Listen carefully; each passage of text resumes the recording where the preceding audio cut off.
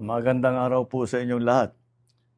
Ito po ay patuloy na aking pagre-report sa taong bayan tungkol sa mga development sa mga kaso hinggil sa mga flood control project na iskandalo.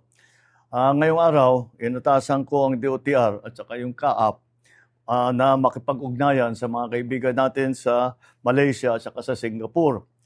Dahil ang mga pag-aari na helicopter at saka eroplano ay mukhang doon tinatago ni Saldico.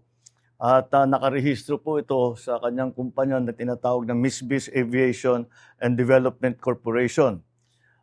Ngunit nagkaroon na ng freeze order ang AMLAC, kaya lahat ng galaw at disposisyon ng mga aircraft na ito ay lalong-lalo na ngayon ay ipinagbabawal.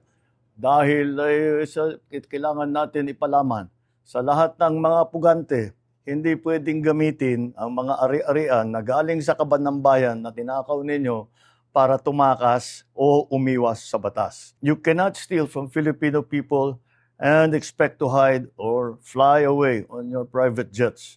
You have the money to run, but you cannot outrun the Republic of the Philippines. Kaya kayo mga pugante, umuwi na kayo.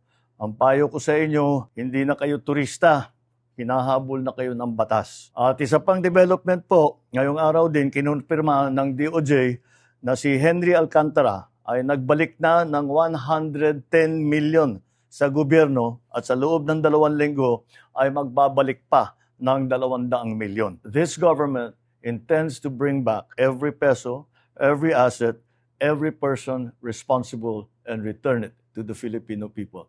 Maraming salamat po. Magandang araw po sa inyong lahat.